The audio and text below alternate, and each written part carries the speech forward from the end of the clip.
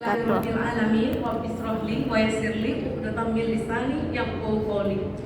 Alhamdulillah, saudara-saudaraku sekalian, hari ini kita berada di satu pusaran yang sangat sejuk di parlemen ini, yaitu Masjid Baitur Rahman, masjid yang membawa silaturahmi, kasih sayang, dan juga nanti dari sini kita bisa bangun peradaban-peradaban kecil untuk kita sebagai abdi negara.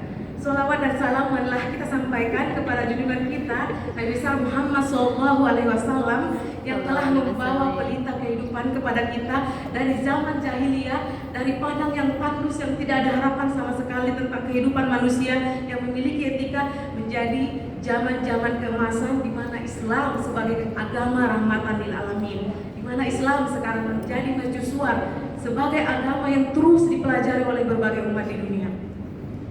Alhamdulillah wa syukurillah, hari ini kita di bulan Ramadan diberikan kesempatan setelah Allah menguji kita dengan adanya virus COVID, kita tidak bisa melakukan apa-apa, hanya berdiam diri di rumah. Ketika Allah menghendaki sesuatu pada kaum maka terjadilah, dan ketika Allah menghendaki sesuatu yang baik pada kaum maka terjadilah. Seperti yang kita laksanakan hari ini, kita bisa berkumpul untuk menebar kebaikan. Alhamdulillah, di sini saya ingin memberikan sedikit tema berbagi cerita tentang kebaikan di bulan Ramadan. Alhamdulillah, saya baru mendarat dari tanah suci Mekah ya, merasakan bagaimana spirit Ramadan yang ada di sana, bagaimana orang berlomba-lomba melakukan kebaikan hanya dengan satu kata, persaudaraan Islam. Tidak akan membedakan warna kulit, ras, ataupun kekurangan-kekurangan yang ada, tapi Islam adalah menjadi bagian rahmatan lil alamin. Kita berbicara tentang Ramadan, berarti kita berbicara tentang sejarah Islam yang sungguh luar biasa. Apa yang terjadi pada saat bulan Ramadan begitu banyak, bukan hanya terjadi dalam proses bagaimana Islam menjadi agama kita dan bagaimana turunnya Al-Quran, tapi juga bagaimana Indonesia mendapatkan kemerdekaannya di saat bulan Ramadan ya.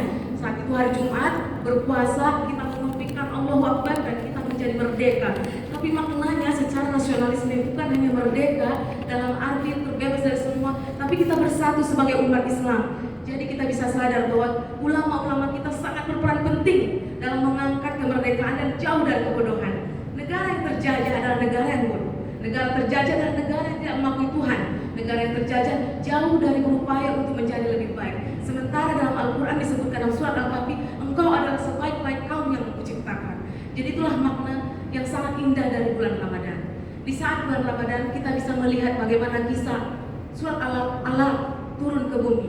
Ketika itu wahyu yang pertama dengan surat Al-Alaq itu, Iqra bismi rabbikal ladzi khalaq, khalaqal insana min 'alaq, Iqra wa rabbukal akram, allazi 'allama bil qalam, 'allamal insana ma lam ya'lam.